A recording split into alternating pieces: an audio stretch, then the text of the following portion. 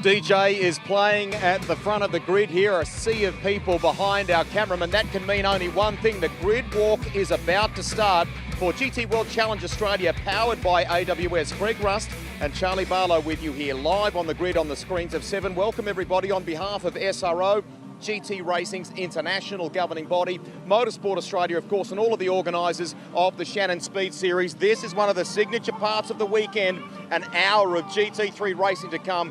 Cool cars and some good names piloting them too. This is how you do a grid walk, isn't it? This is vibes aplenty. And this is even before the cars have arrived. We've got a massive crowd around us, and it's just a sensational eyes and ears and all the senses. So why don't we just get our cameraman to pan around here beyond the BMW safety cars. Give us a wave, guys. Who's excited about going for a grid walk, huh?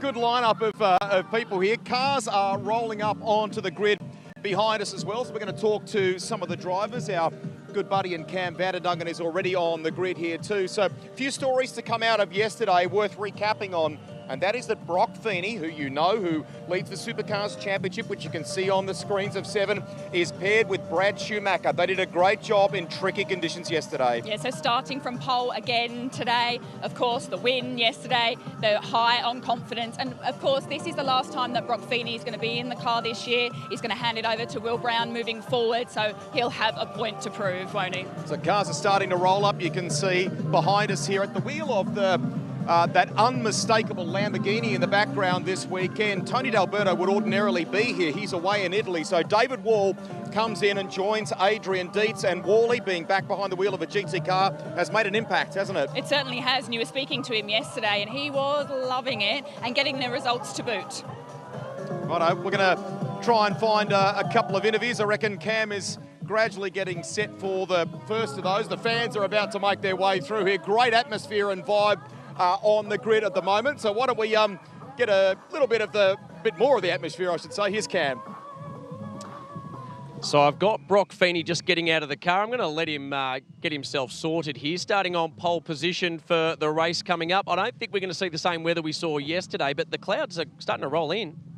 Yeah, driving up this morning, there was a fair bit of rain on the coast, so we'll see. There's a couple of showers coming in, I think, but I don't think it's going to be enough to upset us. But yeah, I've really actually enjoyed driving in the wet this weekend. It's been heaps of fun. So it's going to be different today in the drive, but I'm looking forward to it. It's probably going to be my last one here in the GT Series this year before I hand over to Will. So hopefully we can go out on a high. Oh, there you go. You want to have bragging rights when you hand it over as well. So just take us through the strategy involved in a race like this one, where it's you'll be handing over to Brad Schumacher as well through the race. Do you like the Schumacher? I've just used a bit of F1 there. But the reality is it is quite strategic, isn't it, with the pit stops, when you take them, how you take them. Have you worked through a number of scenarios? Yeah, the big one for us today is we've got the 15-second success penalty from winning yesterday's race. So, like Alex next to us, they've got no penalty. So, yeah, ideally need to get a great start and try and check out on the field and see what we can do. But it's going to be challenging. The field's pretty mixed up from the wet weather qualifying. So, yeah, obviously we're probably going to try and run me as long as I can until the window's going to shut, put Brad in, and hopefully he's in a good position that he can fight forward to the win. All right, Brock Feeney, good luck for the race. Thanks, mate. Cheers. Thank you.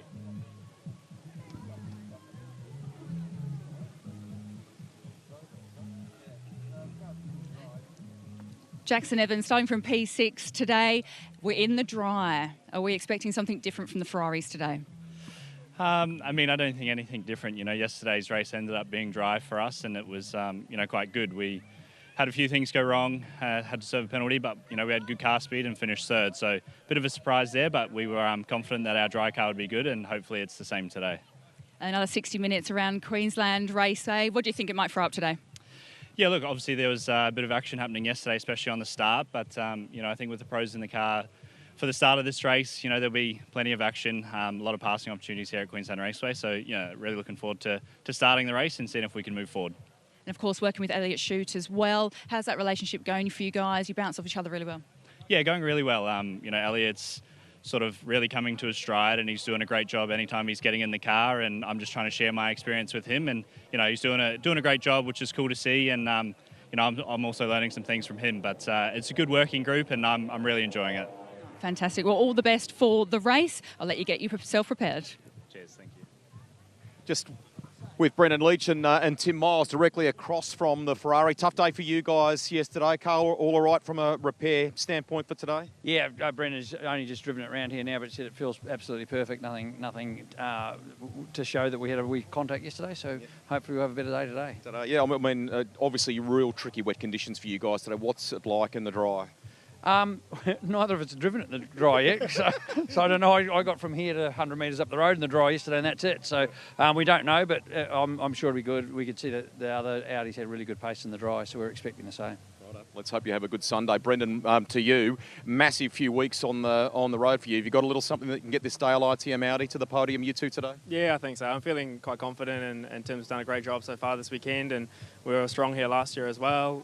You know, Brock and Brad had a great race yesterday, so yeah, I'm pretty sure we can have a good day today. It will just depend how much boost that Ferrari winds in today. But yeah, so I'm really looking forward to the race and think we can have a good one. When you do that international stuff, where does our series sit? I mean, we've got a bit of pride in it, obviously, but from a competitive standpoint, the quality of the teams and so on, I mean, it feels like it's a good product relative to the things you regularly get to experience internationally. Yeah, certainly. Like here, starting P5, so I obviously didn't do a good enough job yesterday, and overseas I'm starting further up normally. So look, the competition here is just as strong as the rest of the world, and we've proven it time and time again with all the Australians and Kiwis all around the world and excelling. So this is just a really good, solid championship here in Australia, and so much fun, and really enjoying being here. And yeah, I just can't wait to get racing today. It's an awesome championship to be a part of, and I'm really grateful for Tim and to Dale ITM for the opportunity. Sunday's a new day. I hope it's a good one for both of you. Thanks for talking to us. Thanks, Rusty. Thanks, mate. Cheers.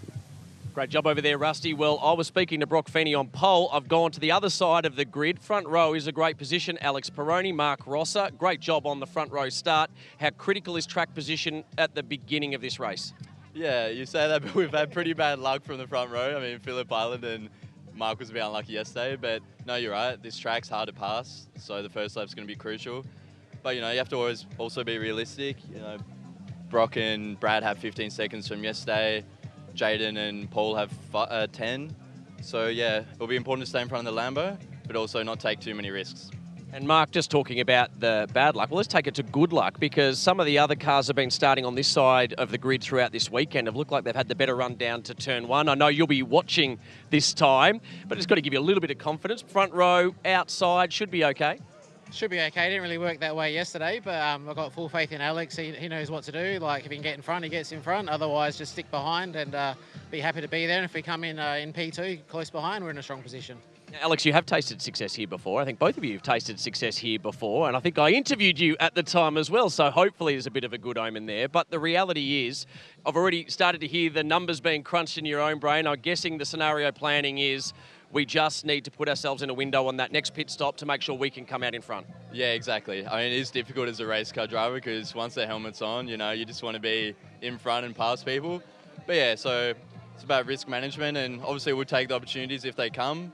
But, if it's not there, yeah, as Mark said, come in P2 or P3, we'll be happy with that, and hopefully we can get Mark out in the lead, and then it's up to him. He just has to push and do quali laps. All right, gentlemen, good luck. Cheers, thank you.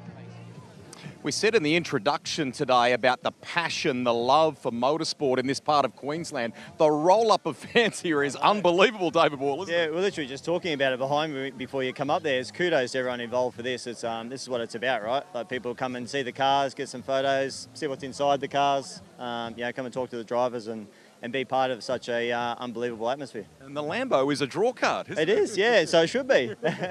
And we can say it's the coolest Lambo on the grid. Yeah, there you go. DC, come in. Adrian, come in. I mean, to the pair of you, good showing here so far this weekend. We know yesterday was wet and Friday was like that. What about the dry today? Yeah, look, we had a wet setup on the car yesterday in the race, and so it wasn't amazing. It was really good in qualifying, but we've boys worked really hard overnight. We've got a dry setup in the car today. It's a little bit of a step into the unknown. We didn't test up here like a lot of the other teams, but we're pretty confident. Yeah, we're hopeful that what we've got is a bit of a known baseline for us, if you like, with maybe a few tweaks for here. So yeah, we're going to find out pretty soon, 25 minutes or so. We'll either be really good or we'll be looking for the pit stop. Do we need to do a little cheerio to one Tony D'Alberto who would ordinarily be in this car? We're kind of hating the Italian social media that we're getting. He's having a lovely break at the moment, which has meant an opportunity for you. Yeah, we've got like a WhatsApp group that, you know, for the weekends, and he's sending photos of him laying back and, you know, chairs and glasses of wines and prosciutto hanging out of his mouth and stuff. So we're working on his tan. So yeah, he's got a long way to go, by the way. We miss him, but David's still done a terrific job all weekend. So couldn't ask for a better stand-in for Tony. Awesome, boys. Have a fantastic race today. Cheers. Thanks.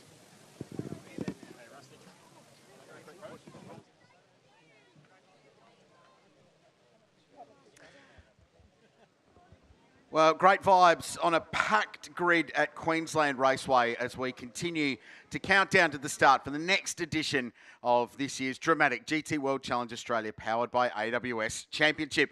But GT World is exactly that. It's global, and there's been some incredible racing all the way around the world in this great series. Here's a look at what we've seen so far in 2025.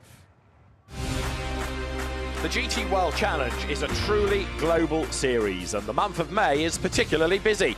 In Australia, their series recently visited the famous Sydney Motorsport Park, formerly known as Eastern Creek, and home to the Australian Motorcycle Grand Prix in the 1990s. Things kicked off under lights on the Saturday night for the first of the two scheduled 60-minute encounters. Race 1 went to the Arise Racing GT Ferrari pairing of Jackson Evans and Elliott Schutter by 15 seconds with a dominant performance. 296 proved unbeatable all weekend. Following the pit stops, Schutter resumed in second place, but found his way past the Audi that new race leader Steve Brooks shared with Ryan Wood with 6 laps to go. Schutter and Evans weren't the only ones to enjoy a perfect weekend in their class, with Renee Gracie also securing back-to-back AM Cup victories in her Audi R8 LMS Evo 2.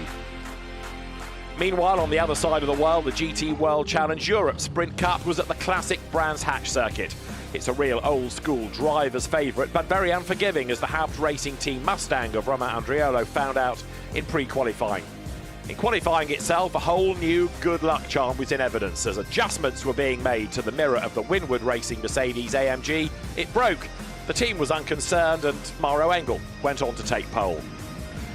10 different brands, the most ever seen in a Sprint Cup event, were also in evidence. The AF Corsa Francorchamps Motors entry of Vincent Abril and Alessio Rivera led the way and was unstoppable in race 1. Rivera was making his Sprint Cup debut and replicated a feat achieved by Lucas Auer last year at Brands, albeit in the second race. That and the lucky mirror meant a return to the top of the Brands podium for Auer in race 2, alongside Mauro Engel.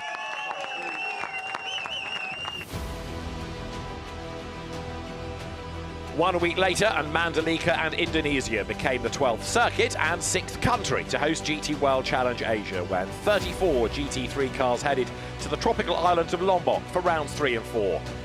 FAW Audi Sport Asia Phantom grabbed pole for the first 60-minute race, but its victory chances were dashed by accidents, including this big hit for Climax Racing's Mercedes AMG and safety car periods. Instead, Origine's reigning champions Bob Yuan and Leo Yi powered through from 6th to score a second win in 3 races and extend their points lead, while Ralph Aron and Dorian Boccalacci completed the podium after a terrific 5-car wheel-to-wheel scrap. Race 2 was no less dramatic. Pole winners Craft Bamboo would have taken victory without the 1-second stop-go penalty that moved Gojigan's Nissan into the lead. A late safety car gave Origin and Phantom the opportunity to close in, and both Porsches took full advantage.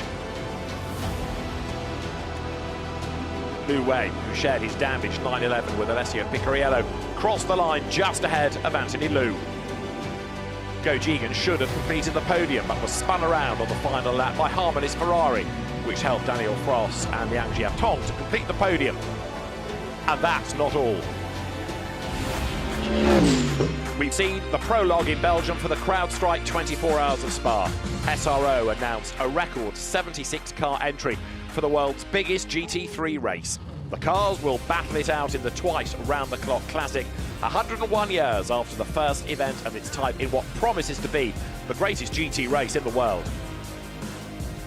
At Zandvoort in Holland, there was a massive field of over 40 cars for the second GT World Challenge Europe Sprint Cup weekend of the season.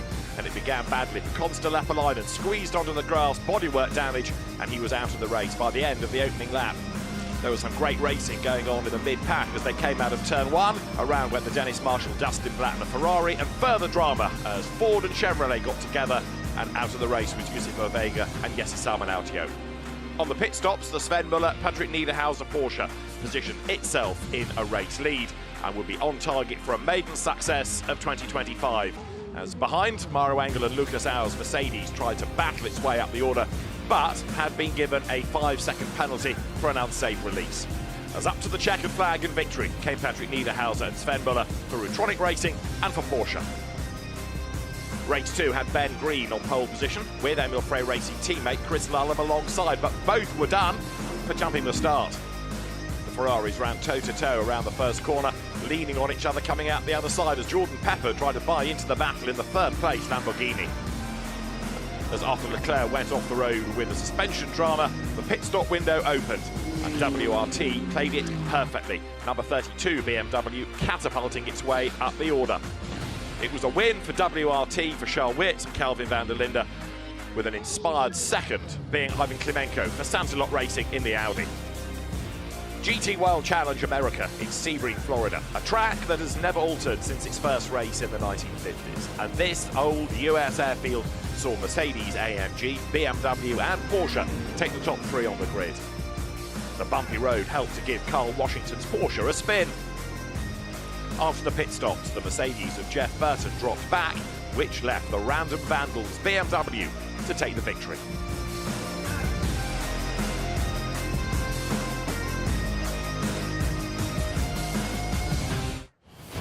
For race 2, the Turner Motorsports BMW took pole, with the Corvette of DXDT Racing alongside.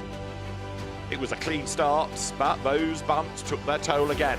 Jeff Burton spinning his Mercedes AMG. BMW and Corvette exchanged paintwork for 5 corners. An accident for Porsche saw Jeff Burton's Mercedes get back into contention, with Philip Ellis now in the driver's seat.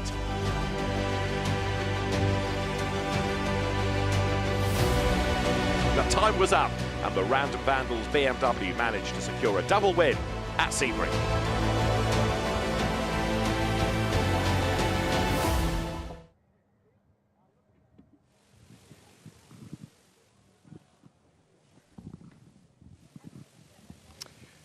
It is fantastic that the SRO GT Championships globally do provide that kind of pathway. And there are youngsters, there are those that are here in Australia with international ambitions and doors that are beginning to open for them too. And we've seen so many doors open and then they return, which is wonderful to be part of perhaps the Supercars Championship, Bathurst 12-hour. So it's a great place for them to grow and then come back and do the great Australian racing too. From a race overview for you, Thomas Randall and Richard Crowell, our commentators, will take it away very shortly. But an hour of competition. There are compulsory pit stops and there are windows when they open. We'll detail for you when that happens. But importantly too, for those that have had a little bit of success yesterday, they review that and they have a little bit of extra time added as a part of the CPS today. So let the games begin.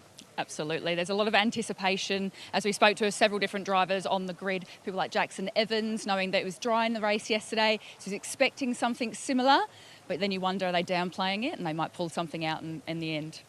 Pro drivers will start this one and the AMs will finish it. Lots more to cover for you too before we get the racing itself underway. Back to Cam now. We often talk to drivers, Rusty, and there are a lot of people behind the scenes that go into some of the decision-making and some of the advice to get these drivers to the checkered flag first. BD Suter Dawson is one of those guys on a radio, as always, in the garage here at Arise Racing. Take us through some of the various scenario planning you've done as a team for this race. Obviously, once the race gets underway, there can be little changes in the first lap, but it's planning the stint times and when we stop the driver and making sure we get the maximum out of the pros in this race. So everyone will intend to try and run as long as they can in this race, get the pros out, get the AMs in towards the end. So other than that, it's what may happen in the race with carnage, crashes, damage or anything like that. So, BD, we see that Adam DeBoer is on the radio. I often talk to him. I'll talk to Jordan in the team as well. But tell us your role, because I know you as one of the best driver coaches going around. So what is your role within this team? Normally I'm working as a performance engineer, so to really help with the driver performance. This weekend I've jumped on as engineering in car 77. So I bring that facet of driver performance into engineering as well. So I have to do a little bit of both this weekend. Well, I'll let you get back to work then, BD. Thank you. Right, thank you. Not long now before the race proper starts. Charlie Barlow's just darted over here. So why don't we take it away? You've got a little someone that you've... Well, I thought I would grab Sergio Perez because yesterday the number 55 had a power steering issue, but lucky enough it wasn't you in the car at the time. No, it wasn't. I had a great first stint and handed the car over in second place, and George is doing really well. But yeah, 20 minutes to go, power steering failed, and he was in a lot of pain at the end of the race. We're very proud of him for bringing it home. He was certainly sweating a lot. I know we joked on the grid that you had to help him take his shirt off afterwards. I had to remove his suit and tighten his shirt, so something I didn't know I signed up for. But the most important thing is power steering fixed. Fixed and ready to go. Anticipations for 60 minutes ahead. Hopefully a podium. That's what we're going for. Exactly it. Thank you. Good luck. Well, hope they have a great race today. Very, very good outfit too at Tigani. Want to spin around here. So Chris Papadopoulos and the team here that look after the Volante Rosso, Aston Martin, doing a last little bit of work here in the lane just to ensure that when the pit stops happen for or the pit stop happens rather for the Aston Martin for Declan Fraser and Liam Talbot, that they execute perfectly today. And it is really, really important, is it? Because it's millimetres. If they don't get it right, then that's added time in the lane. So a good crowd has gathered on the roof here, and we are not far away from a start. GT World Challenge Australia, powered by AWS, Sunday racing here at Queensland Raceway.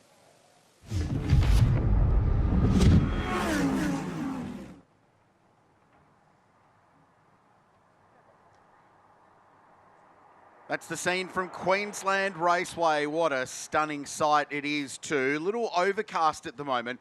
Temperature in the mid to low 20s, just over 23 degrees at the moment. The sunshine we had earlier today has disappeared, but overcast, a little bit on the radar, but we're not worried about that as this field gets set for the second 1 hour race of the weekend. And yesterday, another dramatic encounter in what is becoming a theme of dramatic encounters in this year's GT World Challenge Australia, powered by AWS Battle. Race 1 yesterday, wowee, wild Thomas Randall, and the run to turn 1 even wilder. It was chaos at the start between Rosser, Chute and Tim Miles. Unfortunately for Miles, that was them out of the race. Rosser retiring in not too the distant future there. And that all helped Sergio Perez at that point because that got them up into second position. And Talbot had a great start as well, up into fourth. He put this move on Elliott Chute early, and he was on the attack of Sergio Perez. Unfortunately, ran wide, and then that allowed Chute back past. This car, the number 26 Ferrari, got a penalty in pit lane for their mandatory pit stop being too short. They just missed the mark. They did have to push the car back, and we saw action aplenty. Renee Gracie having some good battles there with a Honduras car, and very close between the two Arise Racing Ferraris on the exit. There's that battle there, and that was with the 111 of Curry and Gracie. Now in the first race, it was our AM drivers that started. Today, we switch that, and it'll be the pros that will be taking off for the start. And the pros finishing yesterday. Speak about pro, what an effort from Brock Feeney in the Kelso Electrical MPC Audi R8. Second win of the season for he and Brad Schumacher, and an important one too with the Arise Racing Ferrari a little bit further back. A big haul of championship points. But the reality is, Thomas, that today is a whole new story. It's a clean sheet of paper, aside from some pit stop penalties we'll talk to you about a little bit later on. Here's the venue, 3.13 kilometres long, just the 6 corners, but as always, there's much, much more than meets the eye. Well, speaking of clean sheet of paper, when you have multiple pieces of paper, you normally need a paper clip. And that is what this racetrack is formerly known as, Crailsey, the paper clip. 3.1 kilometres long, 6 corners, and this is going to be an enthralling battle here. We saw a few other penalties yesterday. The Declan Fraser, Volante Rosso, Aston Martin copped a drive-through penalty, so they were in a good position. Unfortunately, that set them back out of where they were running. I think they were in position 3 or 4, so that was tough for them. And, you know, we're 3 rounds in here, Crailsy. It's so easy to make those small mistakes. And fingers crossed for the cars like the 268 Audi. They just want to try and make it through turn 1. And we will have the pro drivers in behind the wheel. Like you said, they took the checkered yesterday. They'll take the start today. Brock Feeney will lead the charge. And he is our current Supercars Championship leader as well. Had a catch-up over breakfast this morning with the guys at Team BRM, the South Australian outfit that look after the Alex Peroni and Mark Rosser BMW. There's a few little nerves there because there's some pressure from starting from the front row, and in the past sometimes things haven't worked out quite as well for that team. They're hoping for a clean race today. They didn't get any further than turn 1 yesterday. A great job in qualifying by David Wall yesterday to put that car on the second row of the grid, the Lamborghini Huracan, owned by Adrian Dietz. Jaden Ojeda and Paul Lucchini were quick yesterday. They have a little bit of pit stop time to deal with today. Brendan Leach and Tim Miles won't, though, because they're going to be in really good shape. And Brendan Leach will start the Dale ITM Audi. And that car was out after turn 1, which means Brendan Leach did no dry running. So he's one of the only, well, he's the only driver that this weekend so far is a bit of a pioneer for him in the dry. Everyone else got that running in the race yesterday. So a bit of a baptism of fire for Brendan Leach, but we saw how strong he was here last year, Crailsy, so I think he'll be just fine. Yeah, won't worry the young man from New Zealand. A lot of people tuning in across the ditch to this weekend. So a couple of Audis on the front row of the grid. Clock ticking down, pit stops in the middle. Audi, Lamborghini, Mercedes, AMG and Ferrari in the top 6 of this grid. The battle in the AM class worth watching as well. Renee Gracie looking to continue her sweep. Set for a start at Queensland Raceway. Ready. GT World is underway at QR, and a brilliant start by Alex Peroni on the outside. Sweeps in front of Brock Feeney and gets the point. He leads them into turn 1. That was so critical. David Wall was slow away. They've all checked up behind. Ojeda's getting up the inside of Feeney. Leach is trying to buy into this as well, but check out the gaggle of cars behind. Fraser's in there. King is in there in the Mercedes AMG. Leach going for second place. He was looking down the inside. Yeah. Feeney now fighting back around the outside. Yeah, Feeney got caught out there on the start a little bit. I think that was just a great reaction from Alex Peroni. And what about Ojeda? 4th up to 2nd. We know how strong he is and how confident he is on a cold Pirelli tyre. He's got so much experience in these cars globally as well. And that's a spin. I think that's Aaron Love into the side as well. I think that's George King. So he's off at turn 4 and he's all the way back down to last, I think.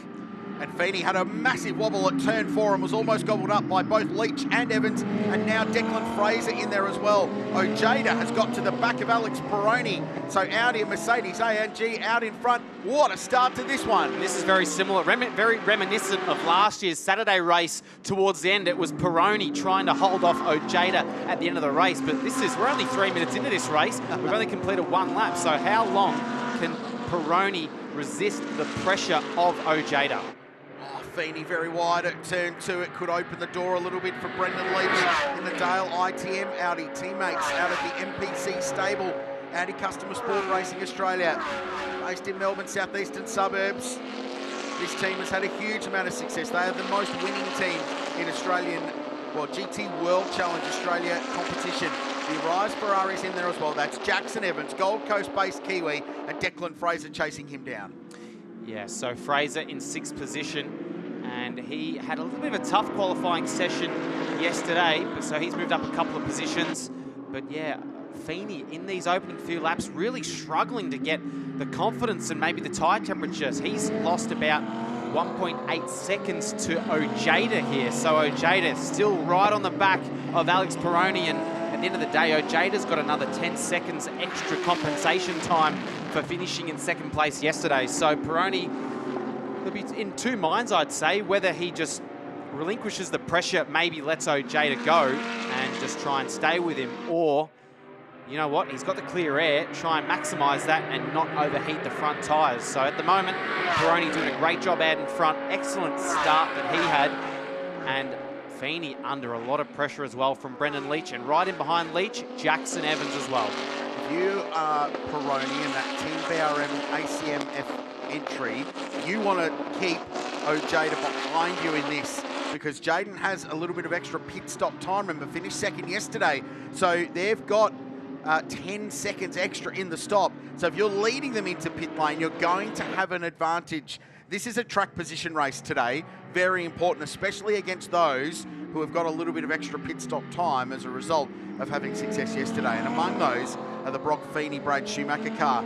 And it seems like it's just taken a couple of laps for the Kelso electrical car to switch itself on. Now it's okay, and he's just gapping Brendan Leach slightly. I was just about to touch on that as well, that, yeah, Feeney's got 15 seconds extra time, but the gap between Feeney and Ojeda is about 2.2 seconds, and Ojeda still within 0.4 of a second of Alex Peroni. Aaron Love just sets the fastest lap of the race. Oh, and big we've spin. had a big spin. That is, who's that's gone around? Curry. That's Darren Curry. So hopefully get that thing out of there and don't stop. Now, and I'll tell you what, I think he's bogged there now. He still had the momentum going. I thought maybe he could have just carried on, but I think that thing's beached, Crailsy. You know what that normally means? Yeah, I do. A frustrated racing car driver to my right here going, come on, drive it out, drive it out.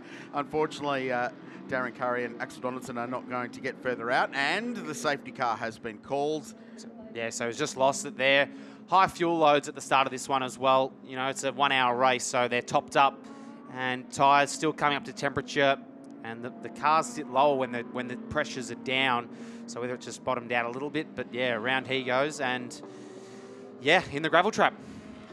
All right, Alex Peroni leads. The BMW M safety car will be on the racetrack. Jaden Ojeda is second. Brock Feeney is third in trophy class. Luke Yulden up to 8th place. Renee Gracie leading the way in AM.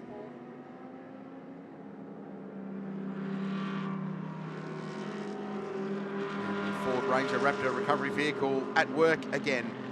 And we're getting messages from pit lane. There's a general sigh of, oh no, from a lot of these teams, especially the ones that have some extra pit stop time hanging over them. Because the one thing they don't want right now is safety car. They want to build track position and build some margin as much as they can to negate some of that disadvantage of having to stop a bit longer when your pro driver gets out of the car. Yeah, this is what motor racing brings, doesn't it, Crailsy? They normally never come at a good time, especially when you've got to serve that extra pit stop compensation time for guys like Ojeda, Feeney, but Peroni is in the box seat here. So if we look back at the start of the race where Peroni got the lead, so we're just getting a replay at the start. The lights go out, and that is just a beautiful getaway for Alex Peroni. Ojeda as well, up to third. David Wall, I don't know what happened there, but he lost a few positions. He's back into 9th place off the start there. See them all check up. So it was George King in the Gaia Valmont Racing Mercedes getting up the inside there and was sort of checked up on the inside curb. He's the one on the very right of screen, squeezing up the inside there of Wally, and it checked everyone up behind. That's Aaron Love with the Kangaroo on the side of the Ferrari. And for a moment, it was real heart-in-mouth stuff for that group of cars trying to squeeze their way through.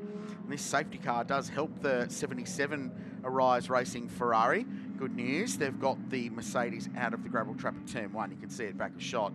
So Darren Curry may well make a brief run to the lane to make sure there's not too much of Tony Quinn's gravel stuck inside the radiators of the Merc, and then he'll be good to go. The other thing we saw on the first lap was that massive moment from Aaron Love at turn 4.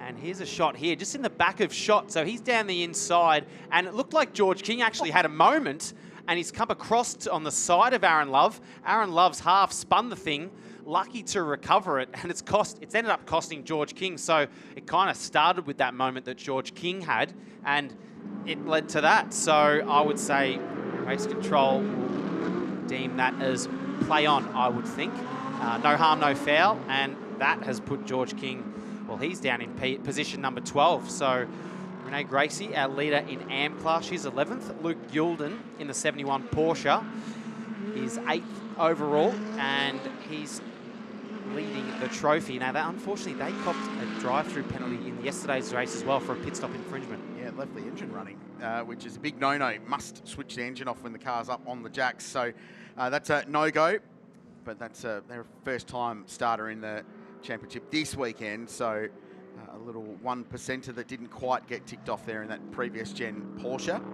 The Aaron Love thing, they do a lot of drifting at this venue, and there are drifters that would have been proud of the extreme entry into turn 4 that the young West Australian executed.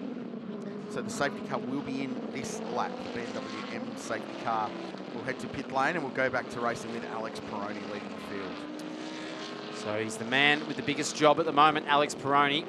And they were in the box seat yesterday, weren't they? And unfortunately, that incident at the start that really cost them DNF in the end after retiring that car after a few laps. So leading the field here, Ojeda and Feeney with some pit stop compensation times to come. Just under 47 minutes remaining in this one. So safety car lights out, and we're not too far away from a restart here at Queensland Raceway. The field is stacked up behind young Alex Peroni in the Team BRM ACMF Audi R8. The BMW M safety car is heading to pit lane. Jaden Ojeda is second in the queue. Brock Feeney is third, the current Supercars Championship leader.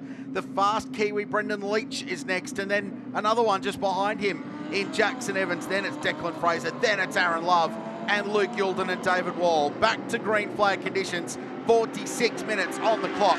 Peroni is your leader. Big moment for Brock Feeney off the final corner on that exit curb. And we know how strong Ojeda is on colder tyres, so keep an eye on him. But Alex Peroni sort of bolted here. A lot of confidence there through turn 1.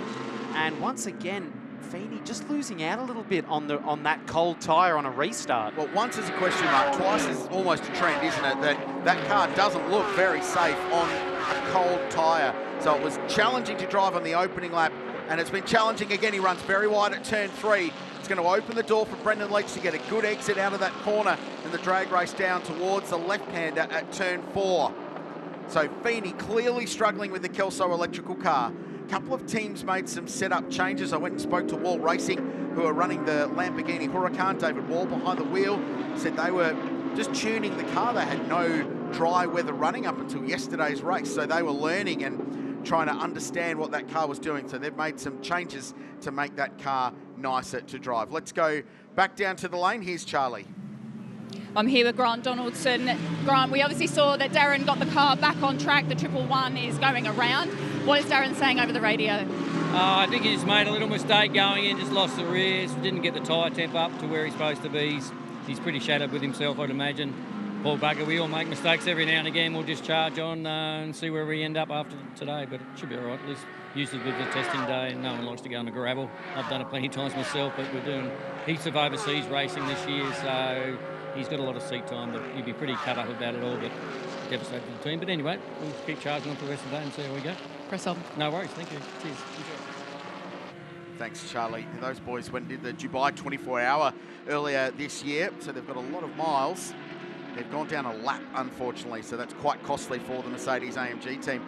Now, a little thing's come up on our timing screen from Motorsport Australia Race Control, the race director James Taylor and our driving standards chief Craig Baird for this category, that they've noted a restart procedure issue for car 268. Now, that's the race-leading ACM Finance Audi R8.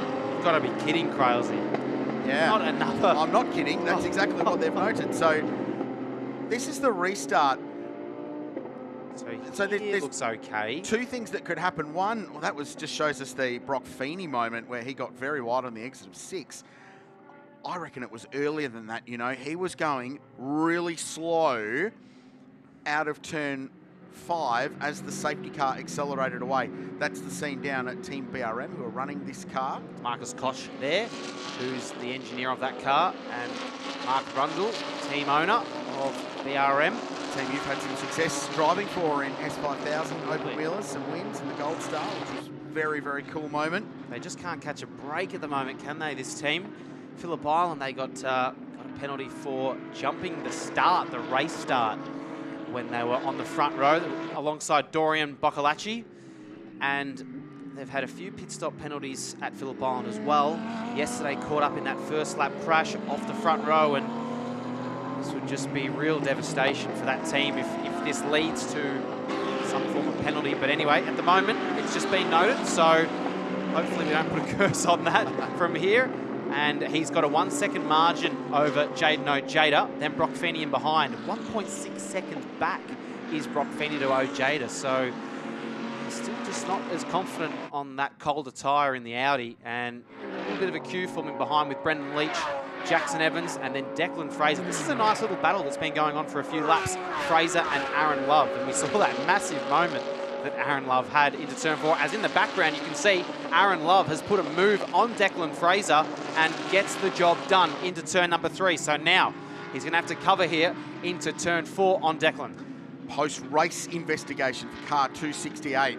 So that will be, they want to get the in-car camera vision out of that car and then look at the data as well to see what the speed they were doing.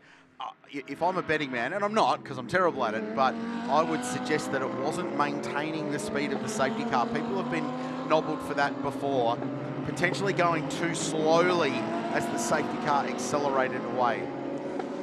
Yeah, and that's exactly your point. So this is, I wouldn't exactly call that 80 kilometres an hour. So yeah, I would say that that's exactly what race control, Motorsport Australia race control are going to look at. And yeah, very hard to tell just off the external shots, hence why they would want to see the data, the onboard vision, the V-Box as they're called. It's got all those parameters and telemetry, and it's such a shame having that cloud hanging over their head. Now, if I was the engineer there and the team, I probably wouldn't mention that to the driver and just treat it as if there is no investigation. Drive as hard as you can, as long as you can, just do everything normal, and we'll just worry about that later. Well, and their objective, they still have to win the race. Because it's being investigated post-race, it might get thrown out. They may not get a penalty in the end. So in which case, they'd still win the race if they cross the line first. So that's their job. You're right, they need to focus on, and they'll do that. And Alex Peroni is absolutely flying at the moment. He just went a 107.7, 107.5, and then last time around a 107.6 lap time. So very, very fast at 1.5 seconds over Jaden Ojeda. Feeney next. And again, the 888, or number 888 Audi R8 is good once they get into a little run. And it's just set its personal best lap of the race. Brendan Leach is next in 4th. Then Jackson Evans in 5th in the Arise Racing GT Ferrari. That's the battle we're looking at now as they run to turn 3. Aaron Love is flying. He's in 6th position. Now he's clear of Declan Fraser, as Thomas talked about, so he's got clear air and chasing after his teammate just in front. Declan Fraser is 7th for Valente Rosso and that there Aston Martin. And then a little bit further back we find Luke Youlden in this Porsche, now chief driving instructor at the Porsche Sport Driving School, and back in a GT car this weekend. Bathurst 1000 winner, hugely experienced guy. Carrera Cup race wins to his credit. And they've jumped into the trophy class, previous gen spec Porsche 991.2 GT3R. So I've just pulled up the sporting regulations, Crailsy, and it says that the lead car driver may accelerate or maintain the speed set by the safety car, but not slow down up to the line. So that would be what Motorsport Australia would be looking at. Yeah, well spotted, nicely done. Disappointed it didn't give us the regulation number. Let's go to Cam in pit lane. Jock, which garage I'm in, guys, and look who's right next to me, Mark Rosser. We're talking about regulations, we're talking about what it could be. Mark Rosser, what is Alex Peroni under on that restart procedure? What is he under investigation for? We're not exactly sure because we don't have any more information than this. He's under investigation, so they've said at the moment they'll check it out after the race. We speculate maybe it looked like the field was bunched up a little bit coming out of turn 4, so maybe they thought that he slowed them up, but we checked the data and he's maintained constant 80 kph as per the rules, so we think we're okay. So I did see that data as well, guys. I've watched them go through it. They looked at the spot and it does show a very hold line. I think the regulation piece that Tom Randall was talking about does it slow from the safety car speed? But from their data, they're relatively confident. All right, thank you, Cam. Nicely explained by you and Mark Rosser. So the team's got the data, they get the live telemetry from the car, so they're going to argue their case, and that's why it's a post-race investigation. Alex Peroni in that car under question leads by 1.5 seconds. Jaden Ojeda is 2nd. Brock Feeney is 3rd. We've got 37 minutes to go. GT World Challenge Australia, powered by AWS.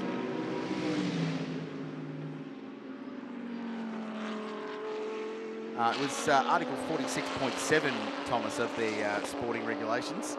Just let it be known that I actually found that. Okay. Well done. Yeah, so there's a lot under that regulation. So there's so many things, sorry to cut you off there, but there's so many things that you have to nail on a safety car restart. And it's one of those rules that there's so much into it and so much available data to go through.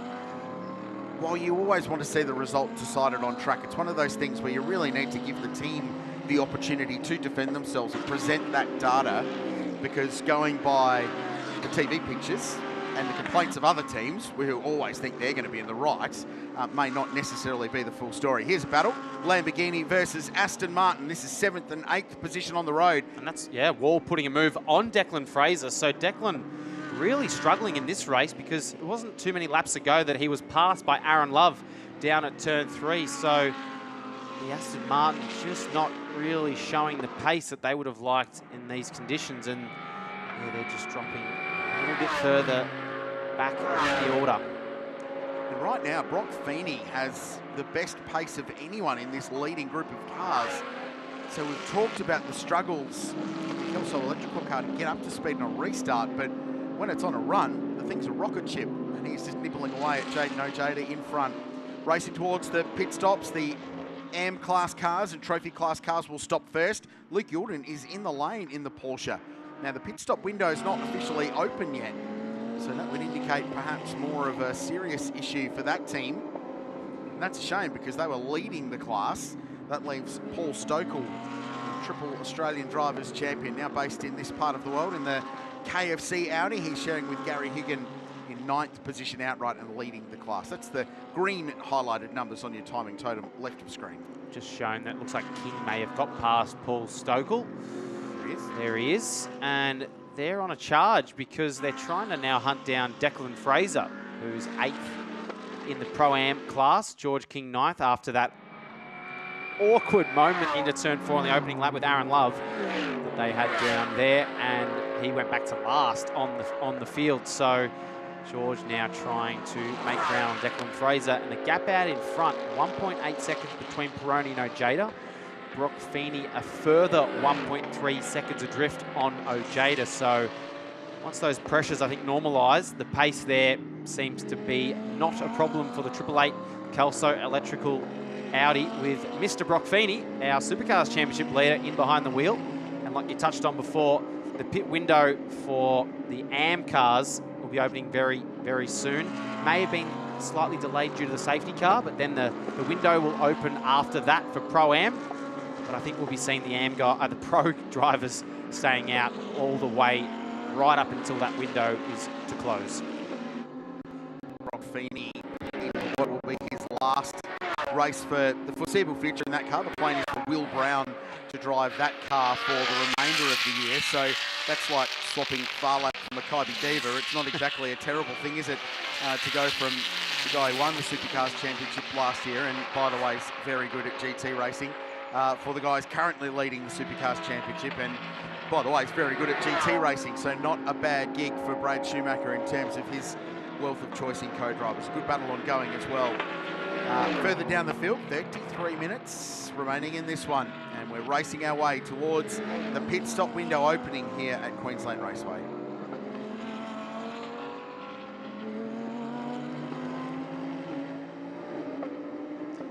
The battle is on between Brendan Leach, Jackson Evans and Aaron Love. Audi, Ferrari and Ferrari, and they're battling over 4th, 5th and 6th position at the moment. Leach has just slipped back into the clutches of Evans, and that's pulled them both back towards Aaron Love, the young West Australian making his first start in the championship this year. Has cruised up to his teammate and looking to have a good run here in the car he's sharing with Stephen Wyatt. And if you've just joined us on the coverage, normally that car would be driven by his brother Jordan Love, who's over racing a Corvette in Buriram, Thailand. And Aaron Love, who stepped out of the driving duties in Supercars land, he's in the Ferrari this weekend. I've got to say, something that you've mentioned over the last couple of days, Richard, is he's been doing a fantastic job in that car, and he's really applying the pressure to his very experienced Ferrari teammate, Jackson Evans. Let's go down to the lane. Here's Cameron. thought I'd come down and have a chat to Liam Talbot. He has raced every type of car, I think, over the journey.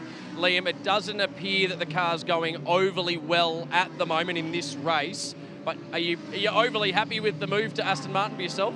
Yeah, I mean, in a great car. The team haven't got the best results in the past, so nice for Declan and myself to instantly uplift the team, and there's a lot of potential in the car. I mean, because we're learning on the race weekends, we don't have the test days to bounce it off. We don't have the budget like some of the guys that have red cars. So it's a bit tough for us. I guess, you know, optimistic, thinking we could contend for the championship, but yeah, the setup window in this is quite tricky. Well, that was where I was going, because I saw he looks like he's been a bit beaten up out on track, Declan Fraser, just a couple of moments with Love and I think Wall as well. Is there any issue with the car off the back of that, or is it just that optimal window you're trying to find for a setup? I'm not sure. Just been getting changed, getting ready. So, yeah, not sure, but got full faith in Declan, and together as a team, we can do it. So let's see what the second half brings. Maybe a safety car if you can manage one. All right, I'll see what I can organise for you, okay, Liam? I'll let you get ready. Thank you. Thanks, Cameron. Australian GT World Challenge Australia champion Liam Talbot last year with Chaz Mostert driving in a Rise Racing Ferrari. There's been an amazing donation from Liam in the last week, Thomas, with $500,000 to Children's Hospital Foundation up in this part of the world. Just incredibly generous giving thing for him, and there's been some really great activations with their partners at Shannons as well, donating to really impressive causes. So while the results might not be flowing at the moment for them, he's doing amazing things off the track as well. Pit stops are underway for the AM class cars and trophy class cars. So the pit stop window, they've got 5 minutes. That's now open. Renee Gracie's in the lane, Theo Kondoris in the lane, and Darren Curry as well. Spoke to Renee's dad, Ray, in the lane before this race, and he said just the adapting from the wet to the dry has actually been a little challenge for Renee yesterday, and because she spent most of her race with the Mercedes AMG parked in her rearview mirror trying to get past in a really good battle for the AM class, the focus was on that. Now it's about getting this car really good in the dry, so they made a few little changes, they say, and the OnlyFans Audi's been having such a good season in the AM class. You know what would be funny? If she had to get out and get herself back in as a driver change, Richard. Everyone else has to do a driver change. Wouldn't that just be funny? Hopping out and hopping back in. It's all easy when you're sitting up here in the commentary box, Thomas. But when you end up in this kind of scenario, you would be the first one to complain about that. Was that a little windscreen wiper? Brock You're doing Feeney? the universal symbol for rain on the windscreen for Brock Feeney. It's been a little bit hovering around. They've got the Kondoris car that's come out of pit lane, so cold tyres and pressures. Aaron Love just working way past James, the Canberra-based driver for Tigani Motorsport and Superbarn Supermarkets. We're very close to the pro pit stop window opening too, and they will push this into right to the very edge of that 5-minute window they've got before peeling off into pit lane. Yeah, so Peroni with a 2-second buffer now over Ojeda, which, yeah, they don't have to serve any pit stop compensation time in the 268 Audi. Mark Rosser will take the reins of that Audi. And Ojeda has an extra 10 seconds with Brock Feeney a further 15. So you'd like to say that Brendan Leach should jump those two, barring everything stays the way as it is right now. Jackson Evans in behind them. And then it becomes a Mark Rosser versus Tim Miles battle potentially later in the race, with Schumacher looking to make up time. In comes Paul Stokel to complete the pit stops for the trophy and AM class cars. The other thing that the Gracie camp was keen to mention is that people get on the socials and go, oh, but she loses so much time. It's like, well, yes, she gets 15 seconds as well. She's in the AM class, so she gets the same winning penalty that the Pro-Am cars do. She has to spend that extra 15 seconds in her pit stop time as a result of having won so many races in the AM class, the last 4 straight now in that category. Well, that's why she has a longer pit stop time. All three of them have the 3 AM cars that we have in the field. They all actually have pit stop compensation time. So Kondoris and Donaldson will be serving some extra time in the stops as well. But out in front, Peroni still doing the job and not too far away from this window closing. They'll probably get a couple of more laps as the window has just opened now for Pro-Am. But I don't think we'll be seeing anyone jumping the gun just yet. So they've got 5 minutes now. The car has to be in the lane in that 5 minutes at some point. And 67, 68 second laps here as Declan Fraser. Liam's not in that number 1 car yet, just gets up the inside of Grant Donaldson, being followed by George King. So they will get as many laps as they can. 3 laps at least, you'd think, before we start seeing those pro cars in. They want to maximise having the pro driver in these Pro-Am combinations out on the racetrack, maximising lap time, especially if you're Jaden Ojeda and you're Brock Feeney and you've got a little bit of extra pit stop time you have to spend because you achieved some success yesterday. Well, that gap between Ojeda and Feeney is about 3.5 seconds.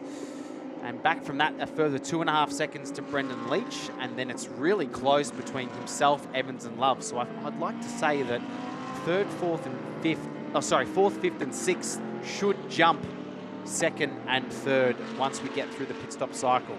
Because that early safety car has just really kept the field bunched up. And here is Declan Fraser in the lane slightly earlier than we'd probably anticipate. But like you said, Liam Talbot will be taking over in the not too distant future. Right about now, in fact, if the Volante Rosso team will go to work. Caught up with Josh Hunt, one of the partners there before the start of this race. And they said, yep, no dramas. We're just continuing to learn and understand this car. It's been a big process to get on top of it.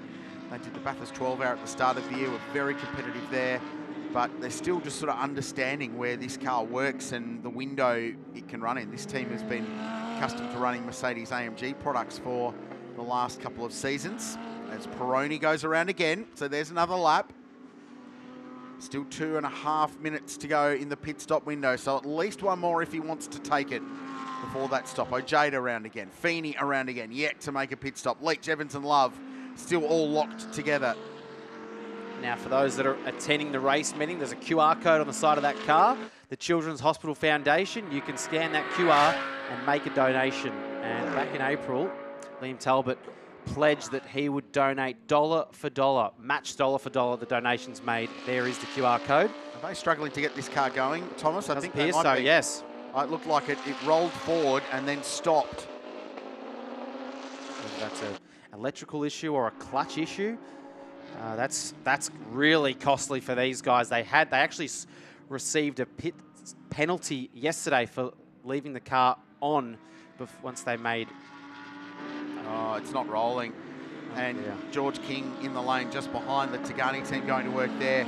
Sergio Perez, best hair in pit lane, will jump into that Mercedes AMG. The leaders go round again. They are stretching this to the absolute maximum with the pro drivers in these cars. Peroni, Ojeda, Feeney continue to lap, and this car will not fire. It's almost like they're trying to rock the thing on the clutch to get it almost bump started in a way. Unless it's the starter motor. Well, yes. It's just not running, or there's not enough battery power to get the thing going. But yeah, this is super costly. I mean, that takes them out of any result, really, unfortunately. And a massive points blow from a championship point of view. Finally, it gets fired and drives out of the lane. But they've gone down a lap at least in this scenario with the leaders not far from pitting. And the reason you can tell that is because all of a sudden there's some energy. So the Arise Racing team are in. So they've decided to bring Jackson Evans in the number 26 car into the lane. They're putting a new left rear tyre and a right front on the left front on that car as well. That's the loaded side that does all the work here at Queensland Raceway, because you're always turning right. So the left-hand tyres do all the work. Into pit lane comes Jaden Ojeda and the race leader. So now is the time. Pit stop's underway. This is where the race plays out in that track position race to the flag. Yeah, this is where you'll see the car running in second, Ojeda, and third, Brock Feeney. If you're wondering why they will stay in their box for a little longer, it's because they have to serve an extra 10 seconds for the number 66 Mercedes and then an extra 15 seconds for the 888 Audi. And I'm just going to touch on Liam Talbot. Their pit stop was 1 minute and 20 seconds longer than the likes of Sergio Perez. So that's put them essentially a lap down on the field. So like we touched on, that's taken them out of contention. Jackson Evans leaves pit lane. So he's going to have a little undercut in a way because he's come out of pit lane, but he did have 5 seconds extra relative to some of the cars. But it's going to be interesting to see where Jackson, or it's now Elliot Shute driving, the young West Australian graduate from Radical Racing. It's going to be interesting to see where he comes out in relation to all of the cars that are currently serving their pit stop. You can see that right of screen. We'll follow the 26 Arise Racing Ferrari and where that rejoin is. We suspect it could be in and around potentially Ojeda. Remember, that car was running 5th on the road before the pit stop shuffle. So Arise went early to try and engineer a little undercut, get in early, get out, and the outlap, they'll be up to pressure and temperature, the Pirelli tyres, and fresh tyres, remember, on the working side. So out of the lane goes Mark Rosser, and a very close battle. Aaron Love just jumps out in front of the Dale ITM Audi. Now, they've had a slow pit stop, Brendan Leach, because they should have jumped Ojeda there, and they've missed out massively. So something's happened in the pit lane there, and there's Feeney. We've got in the background. Oh, that is close. Oh, I wow. think he's just going to be fine there. I don't think they've nailed that to absolute perfection, and that's Wyatt in the Ferrari up into second position. Lucchini taking over from Ojeda, and Tim Miles taking over from Brendan Leach. But I'm a bit perplexed that number 7 Audi should have jumped the 66 Mercedes, given that they didn't have any extra time in the pit stop. Yeah, and really costly for Elliot Shute as well. He's down in 6th position, so he's actually lost a spot through all of that scenario. So that's been costly for Miles, and this will be the first time that he'll get some proper dry running as well, because he was involved in that turn 1, or didn't even make it to turn 1, but that main straight collision. So we've got 20 minutes remaining. So Mark Rosser finds himself with a very, very handsome lead with 20 minutes remaining in GT World Challenge Australia, powered by AWS. Stephen Wyatt is second, Paul Lucchini third, Tim Miles chasing them all in 4th place. Rene Gracie still leads the AM class.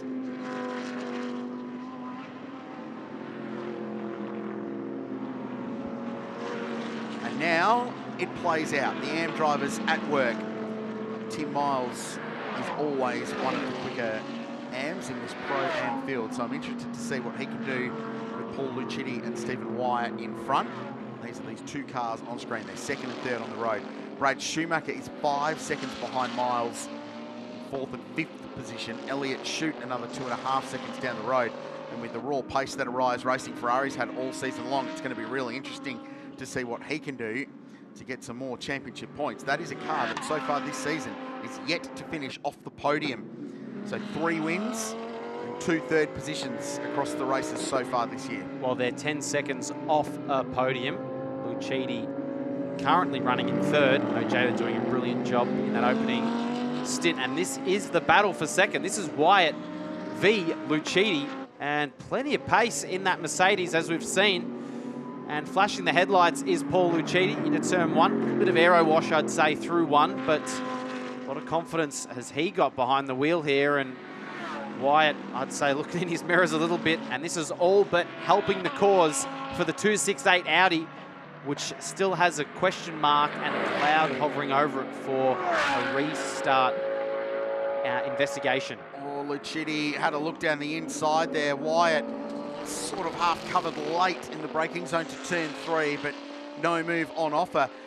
It's benefiting Mark Rosser, yes, and he really just needs to drive away now. So even if there is a penalty, if it's a time penalty after the race, then that will minimise the damage. What it's also helping is Tim Miles, because all of a sudden that 3.5 second margin is now 1 second behind these 2 cars. The Dale ITM car is cruising up to this battle pack, and he will hope that Wyatt can keep Lucchini bottled in behind him in the Realtor car for as long as possible, so he can get into this fight and get himself onto the podium as well. Well, he's taken a second out of these guys so far, and they're almost side by side here. I don't quite think he's going to be able to get the move done into turn 1. Stays narrow, and he's just throwing it down the inside. That's not going to work, not from that far back, and this is all just going to help Tim Miles. On that last lap alone, Tim took, we're just having a look at the times, 1.2 seconds out of these guys, and the gap out in front around about 10 seconds. And finally, it looks like Lucchini down the inside of Wyatt. Can he get the move done? It looks like he's going in very, very hot here. Almost too hot, and he runs off.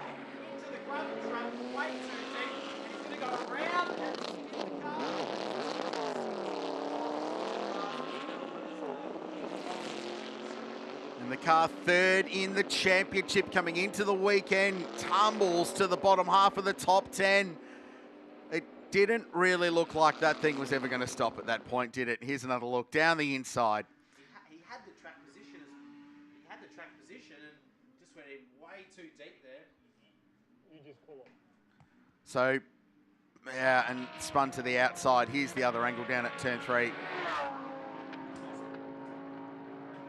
And understeered off the road. It could have been much worse. Could have ended up stuck in the gravel trap potentially, but was able to drive out the other side. So damage limitation potentially for them. So Mark Rosser out in front, 10.8 seconds now. Stephen Wyatt has a tiny margin over Tim Miles in what is now a battle for second position, with Brad Schumacher up to 4th place as a result of that. Elliott Schute's definitely bearing down on him though in the Ferrari and looking good. And then Paul Lucchetti next. So 16.5 minutes to go here at Queensland Raceway. The Audi's on top.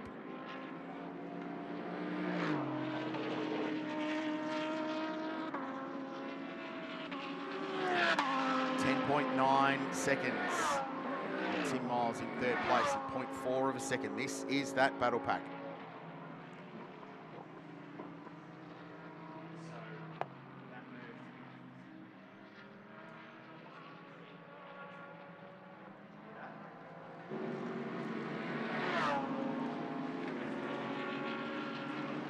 Miles now, originally from Ashburton on the South Island of New Zealand. He grew up with a group of mates, motor racing mates in that part of the world. Timaru circuit, not too far away from home, was their playground. And then he's come to Australia, successful business career, retired early, as we have another look at this replay, Tom. So down the inside, sorry for that missing in action there from me. Down the inside, he pretty much had the move done. He had the track position and just went way too deep under brakes. You won't see a lock-up in these cars, courtesy of the ABS, but yeah, way too fast down into there. And all that hard work undone, unfortunately. So they're back into 6th position now and going for a bit of a drift and a slide. And there's been so much rain over the last few days, Crailsy, that grass would be so wet. And what that's done is made life a little bit easier for Tim Miles, because he doesn't have to overtake 2 cars now. It's just the one with Wyatt, but this has just allowed the margin to stretch for Mark Rosser. And yeah, we still have that cloud hanging over them, the 268 Audi. Brad Schumacher back in 4th, and he's just taken nearly a second out of Tim Miles, who is stuck behind Steve Wyatt, and Wyatt being really the cork in the bottle here. So Schumacher on the last lap did a 109.2. Elliott Shute, who's in behind Schumacher, did a 109.0. Miles and Wyatt are doing 10 ones. So 1 second faster are the cars in 4th and 5th here, and 2.5 seconds back is Brad Schumacher with 14 minutes to go on the clock. I think the battle for the podium places is really going to heat up. Yeah, Miles will want to get a wriggle on and get past that Ferrari and disappear up the road if he can, because those other 2 Audis, the Audi and the Ferrari are charging pretty rapidly. And Miles, I think, has got that job done. He's just popped up in 2nd place on our timing monitor. Yep, there he is. So the Audi now moves to a clear 2nd place.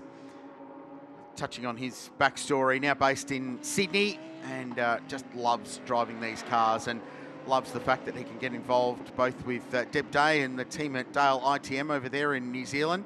The Kiwis have been racing at Topor yesterday, Tom, in the opening round of the North Island Endurance Championship Racing. And a successful weekend there, we understand. A couple of familiar names and faces on top of the leaderboard. I'm going to show you this pass. So this is P2. Yeah, great move. Down into turn 4. Wyatt left him plenty of room, and now Tim Miles can get on with it. He's already put half a second in the first sector alone on Wyatt, and that gap between Miles and Wyatt is 1.3 seconds. Schumacher now only just over 1 second behind Wyatt, and he's our race leader, Mark Rosser. They've done pretty much everything right so far, barring that safety car restart, which we won't find out what the outcome will be until after the race. But he's doing everything he can. just as he crosses the line. We'll see what lap time he does here. So he's just hovering around the mid-109. So 109.6 for Mark Rosser. And we'll see what Tim Miles does as he crosses the line. And that will be a 109.2. So 0.4 of a second faster on that lap. 10-0, or 10-2 for Stephen Wyatt. Brad Schumacher with a 9.3. Elliott Shute 9.1. The quickest of the leading bunch in that yellow and red Lance East Exotics Ferrari from Arise Racing. So they're all condensing up here. Miles looking to gap them as much as he possibly can. Schumacher looking to make it an Audi lockout of the top 3 positions in this race. Looming large behind Stephen Wyatt. It's been so good to see him back in GT racing though this year in that beautifully liveried, that dark sort of Rosso Corsa liveried Ferrari, the dark Maranello red, as Schumacher looks down the inside here at turn 4, and that will be 3rd place. But Stephen spent a lot of time out of the seat. He has a couple of Bathurst 12-hour starts with AF Corsa, believe it or not, under his belt. So experience, but spent some time out. And in the gravel trap, the KFC Audi is stuck and is going nowhere. And Mark Rosser is about to see an 11-second race lead disappear into oblivion. That couldn't have come at a worse time for the 268. Now he's gone into turn 1 and he's just lost the rear all on his own. Rene Gracie in behind, avoiding that. And we have seen that time and time again this weekend. Crazy cars losing the rear end there. Tyres at this point of the race are getting pretty old, pretty hot. And that brings out once again the BMW M safety car. That thing's been busy this weekend. So I was just going to actually ponder the possibility or the prospect of how the Ferraris were going to play this, because Elliott Shute being in championship contention, would they do a team switch, which they can't do now under safety car, but potentially when we get back under green, will they just let the 26 Arise Racing Ferrari past just for the points? It's a good point. I like where you're going, Thomas, with the team strategy. Well mentioned, and we'll see how that all plays out. This team, BRM, sometimes you feel like they just cannot take a break in terms of the luck department. They've smashed the mirror and run over the black cat and driven under the umbrella. Walked under a ladder. Yeah, they've done all the, driven under the umbrella, driven under the ladder was what I was talking about. Open the brolly indoors is where I was going with that. That might have been Friday when it was raining so hard here. But Mark Rosser has the pace and has the experience to win this race in a battle with Tim Miles. So now they've got to back their driver into delivering this one home. And the South Australian, who had some time in S5000 open wheelers, generated up from a Series 1, the Gen 1 Audi R8 into the current spec car, put together a really good program. In fact, Albert Culliger, the sponsor, is here this weekend. It was cool to see him in the paddock. He's the ACMF, the pink and blue livery on that car. Cam? I thought I'd grab Alex Peroni at this point of the race, because probably it'd be a little bit frustrating down in the bunker watching that safety car and that massive lead just eradicated. Yeah, I was saying to you before, never a dull moment. You know, we thought we had, you know, a comfortable gap, and we're just saying to Mark, you know, drive, be comfortable, still push, but don't go over the limit. And now everything's going to change, so hopefully he can stay calm and stay in the lead, but they look pretty fast in P2. Well, the car, though, itself has looked very strong. When you were at the wheel, it's continued on with Mark there. It must give you a little bit of confidence. I know the gap is gone, but he's a good driver, and it looks like the car's in great window. Oh, the guys did an amazing job. I was a bit nervous actually coming to this race because we did no dry running this whole weekend after the lap 1 incident yesterday. So for the car to be on rails, like, credit to the whole team. It was good in the wet, good in the dry. So it'll be nice to actually give them something for their hard work this year, which we've struggled to do. So let's see what happens. And I'd get killed by our audience on 7 Sport if I didn't ask you about that restart at the beginning that we know Race Control will look at later. From your perspective, I've seen the data. It looked like you held. You comfortable that you're okay when you go up there? It's another thing. Look, safety car turned off his lights at that tight corner. He was probably doing, you know, pretty slow, and I just stood the pace, kept it the whole way through, didn't weave, went when I did, and, you know, I think I was in the rules. I'm pretty sure I was, so let's see what happens. You don't know how they interpret it. I rest my case, Your Honour, says Alex Peroni. Let's see. Thanks, Cam. He's a great young guy. I quite like the way he worded that. So their argument clearly is that when the safety car put their lights out, it was in the middle of turn 4 perhaps, or turn 5, so therefore they weren't doing 80 k's an hour, and he maintained that. Look, we can get bogged down in rules and regulations. It's not what we're here for. We're here for thrilling GT racing. We're going to get that because we've got a great shootout. Hey, the final round of the championship this year, Tom, is across the ditch, and I just touched on the fact that the Kiwis have been racing their GT cars recently, so just wanted to give a little shout out to some of our own that have raced in GT World Challenge Australia. So Sam Fillmore and Johnny Reid had a win in Topor yesterday. Glenn Brazier and Andy Waite, he's like the Kiwi version of you. Can drive, can commentate, he's a gun. They were second. And, must be a good bloke. A really good bloke. Steve Brooks and Bill Riding. Brooksy, who's been in the championship for the first 2 rounds with Ryan Woods, finished 3rd. So congrats to our Kiwi brothers and sisters over there, and we're really looking forward to coming to Hampton Downs in late October, early in November for the final round of GT World Challenge Australia. There's a few inter-team battles here, Quailsy. So it's an Audi 1, 2, 3. Team BRM leads Team MPC. Then it's Team MPC. Then it's Arise. Then we've got Tagani.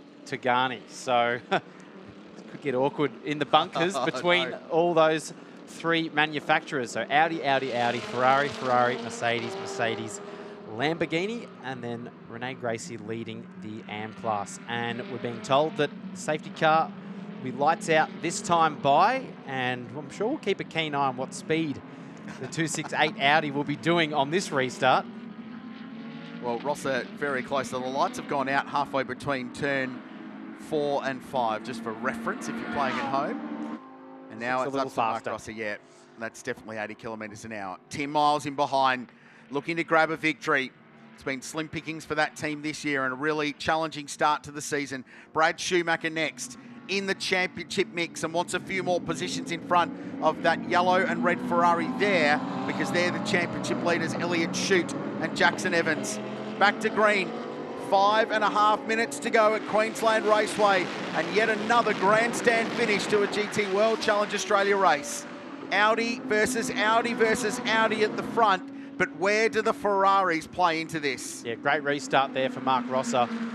Now he's just got to manage to get a strong exit out of turn 2, but such a long run down to turn 3, and like you said, how do they play it? They haven't switched positions yet, and what this is doing, it's putting Paul Lucchini back in the mix, and it didn't feel that long ago when Lucchini went down the inside of Wyatt and ran on and went off at turn 6, as there's Liam Talbot passing the 47. However, we do know that that number 1 car, well, that is for position, but he's still a lap down. So Renee Gracie, who's a few positions back, she's the last car on the lead lap. So Talbot, if he wants any chance, would have to pass everyone, safety car, and then do it again. But with 4.5 minutes remaining, we're running out of time. But out in front, Mark Rosser. Beautiful restart. He's got that gap out to about half a second here. And in behind, Tim Miles, then followed by Brad Schumacher. Is that the Talbot? Yep. Aston Martin gone around. So I wonder if there was contact maybe. He just passed was that the 111 he passed, or was it the 47? I think it was the 111 he just passed. So, and we know that car's been struggling to refire as well, Crailsy. Oh, I hope he can move it. I really hope he can move it. Team BRM hope he can't move it. As Miles drops it, runs it wide on the exit of turn 2. Brad Schumacher wasn't close enough to take advantage of that though, but he's going to have dirty Pirellis in the braking zone down here into turn 3. We've gone safety car. So clearly, as the field bears down on turn 4, Liam Talbot unable to fire this car. Cam? Just giving you the update on the Liam Talbot car, guys. I've come to the pit wall and the lights keep coming on and off. They are power cycling that car, cannot get it started. Is this the end of the race, or can the Ford Ranger Raptor recovery team execute a quick recovery? Hello, we could be in business here. The power cycling's work drives through some of the leftover water from earlier in the weekend, and Liam Talbot's cleared himself. Yeah, I reckon this will be a very, very quick safety car here, because the car's recovered. He's back in it, and albeit 2 laps down now, unfortunately, but I would say that the safety car will be probably in and out. So 3 minutes remaining. If we can get this race back underway on the next lap, we should get a few more laps of racing, hopefully. Yeah, 1 lap of safety car potentially. The track is clear. And it's 1 lap after the clock reaches 0, and there's 2 minutes 50. So this could be absolutely poised for what everybody in the paddock except Team BRM and Mark Rosser and Alex Peroni want to see, which is a one-lap dash to the line. We'll wait race control to let us know what their process is in this fight to the flag. 2.5 minutes remaining in the race. Mark Rosser and Alex Peroni looking for their third career victories in GT World Challenge Australia. They've had 2 wins previously, so they're both up to the task. There's no doubt about that. Brendan Miles and Tim Leach, Brendan Leach and Tim Miles. They're basically joined at the hip anyway. Absolutely joined at the hip regardless. The Kiwis will never forgive me for that one. They're second. They're looking for their second career win. Brad Schumacher is in third place with Brock Feeney, looking for back-to-back victories potentially this weekend, which is what the 26 Arise Racing team did last time out at the Sydney Motorsport Park round. And it's only been done 3 times in the history of the championship, is repeating your race 1 win with 1 in race 2. Now, there's a 1 minute 40 remaining on the clock, so depending how long this takes, we should get this lap plus 1 more. So hopefully 2 laps of green flag running. And Mark Rosser got to rinse and repeat here, do it all again on this safety car restart. Tim Miles in behind, who he had that massive moment off turn 2 just before we went yellow and under safety car. How's the cruelty of putting that ACMF car through 3 restarts today when they're under investigation for one already right at the start of this race? All right, here we go. Still 60 seconds on the clock. We reckon 2 laps of racing left here at Queensland Raceway. Well done to our officials and recovery teams this weekend. They've worked hard. The green flies. Tim Miles gets another opportunity. So too Brad Schumacher, and he's got some protection behind because Liam Talbot is there in the Aston Martin a couple of laps behind, just protecting himself from those 2 Arise Racing Ferraris. And in fact, trying to get up the inside.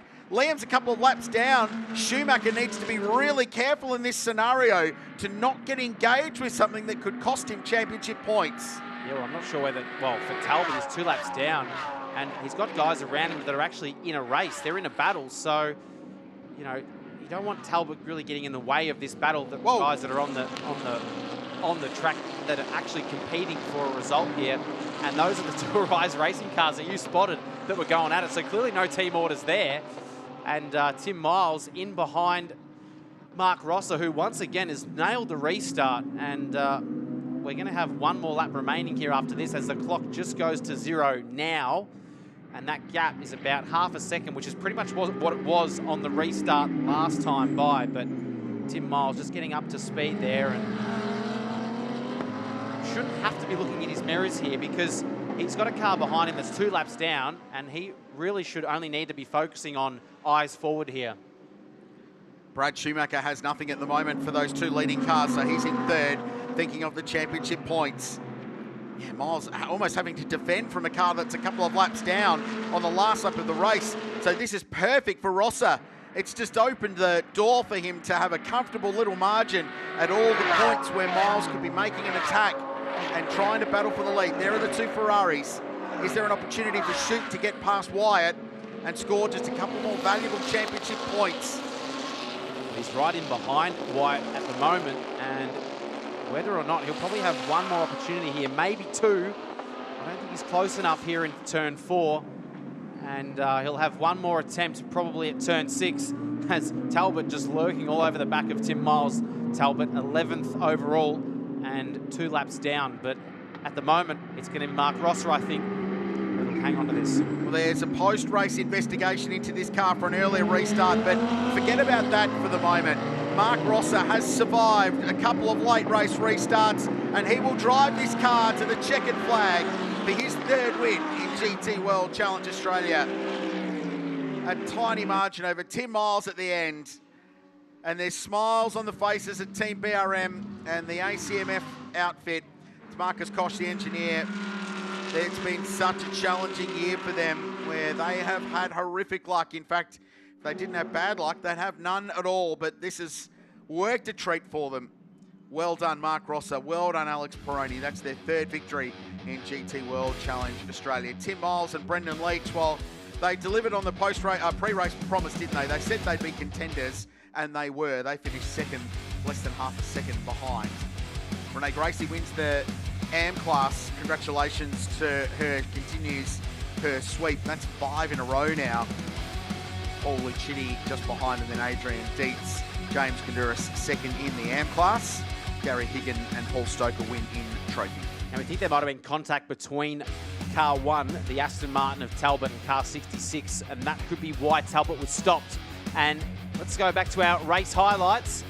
Now, this is the start where Rosser got the jump, Peroni, I should say, got the jump on Feeney. Feeney struggling at the start, and that was that awkward moment between George King and Aaron Love as the 111 went around and caused our first of a couple of safety cars here. And this was Fraser, who really struggled at the start of that one as well. That was David Wall getting back past, who didn't have the best start. And then the number 1, Aston Martin, would not start in the pit lane, them going a lap down. A few tyre changes. This is the 66 Mercedes going through the Lucchini Ojeda Mercedes, and Wyatt just beating them out of the pits.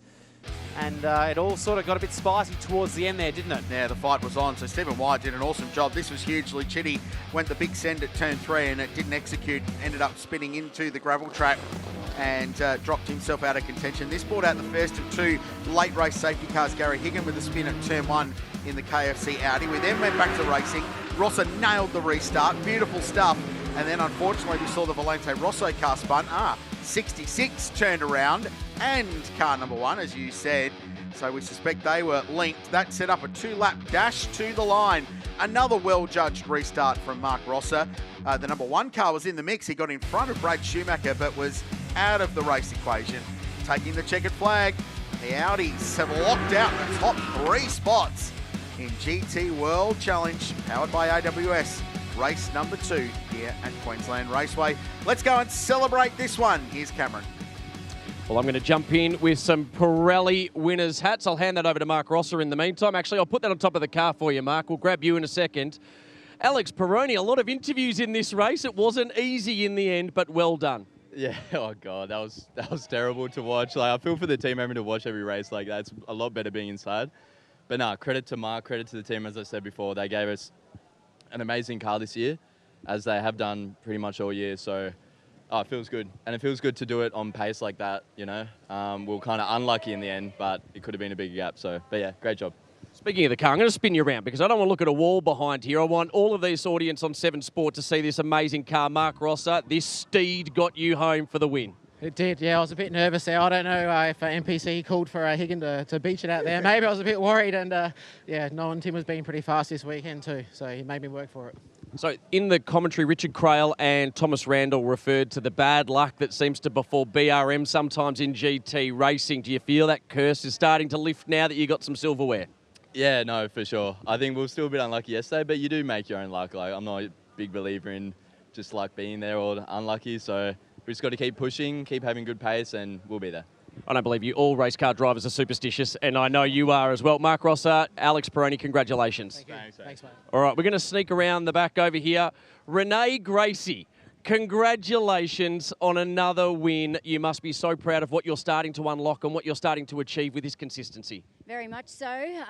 Struggle a bit here and there with the little things. Obviously, being in the car for so long and trying to stay consistent has been my biggest challenge. And I finished last year thinking that's one thing I'm going to fix. And I think, yeah, we're halfway through and I'm confidently going to say I think I've fixed that. It's being confident, consistent in the car, and it sort of gets me at the top end. And I think it's just showing in my results. Thank God. Well, that word confidence is really interesting because we had a lot of interviews last year, and that was one of the words you kept saying, oh, I'm still getting confident. I'm still getting my, my mojo back. We know how good a race car driver you have been throughout your career. It's almost like you needed to unlock that back in yourself again. Yeah, I needed a bit more self-belief. I think the biggest key that I'm feeling really good about is being in the same car and the same team for the second year in a row. I think that's really helped. I've never done that in my motorsport career, and I honestly feel like it's just something that's unlocked inside of me. I'm just confident in the car. I know the guys, we speak the same language. I'm happy in the car, and the consistency, obviously being in the same car as well, same track second year round, it's all just coming together. Looks like you might need to build a bigger trophy cabinet too. Yeah, I know. I don't have a big one at home. I'll have to work on that. All right, congratulations. Well done. Oh, here we go. Gary Higgin, here he is. Come on over, mate. Congratulations. Trophy win for you. Fantastic win. We sort of did it the hard way, though. So, but, tons of fun, tons of fun.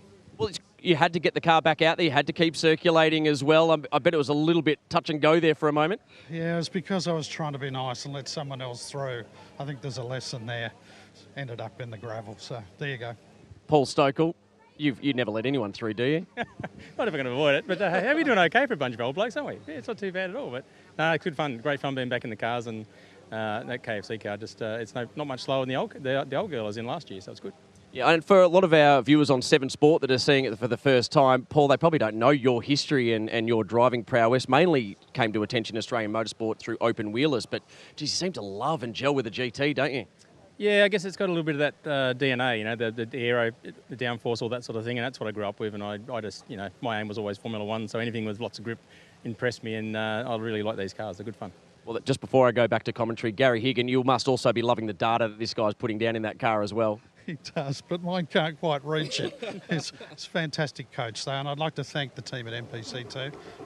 Fantastic support. Well, congratulations on winning trophy class. Thank you.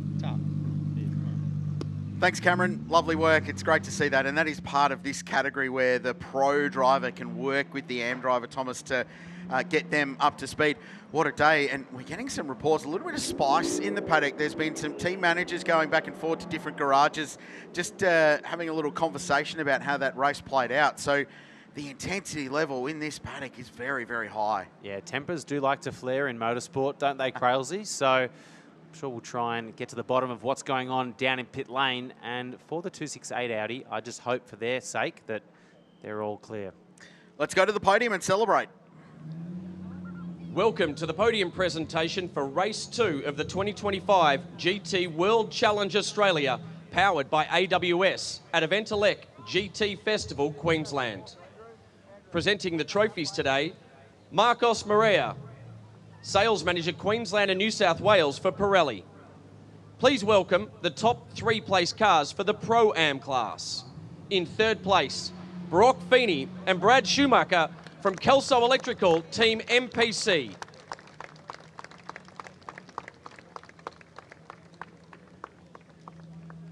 In 2nd place, Brendan Leach and Tim Miles from Dale ITM Team MPC.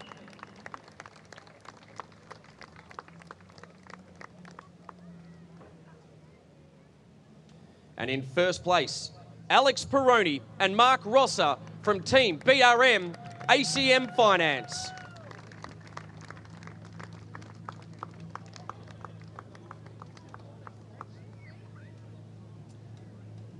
Ladies and gentlemen, your GT World Challenge Australia, powered by AWS Pro-Am winners.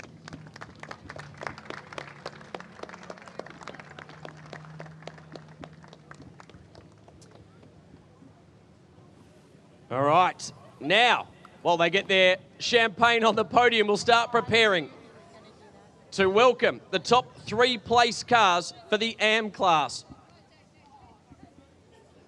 In 3rd place, Darren Curry and Grant Donaldson from 111 Racing Proprietary Limited.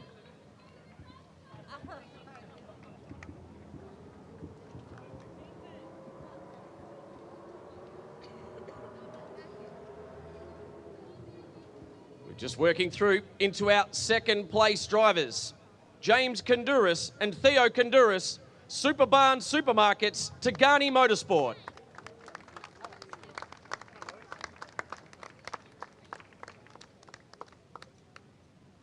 And your winner, Renee Gracie, OnlyFans Team MPC.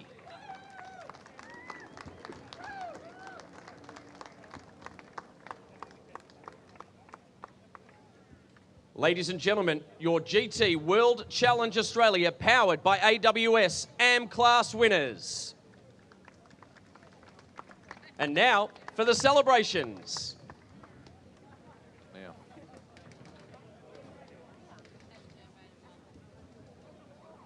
Well done. And finally, please welcome the top placed car for the trophy class.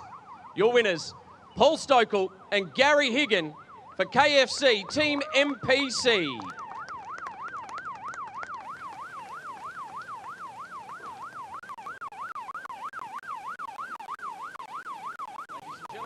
your GT World Challenge Australia, powered by AWS Trophy Class winners. And gentlemen, the podium's yours. It's been a huge weekend here at Queensland Raceway. We are not done yet. Sports Sedan's Porsche Michelin Sprint Challenge to come. You can switch over to 7 Plus and enjoy that. And the next event, of course... Of course, we're heading to Sandown for round 4 of the Shannons Speed Series, July 25 to 27. You're not going to want to miss a second of it, Rusty. You can keep up to date, of course, on the website and all of our social media channels. For those of you watching here on 7 Mate, thank you very much for your company. We'll catch you next time. Bye for now.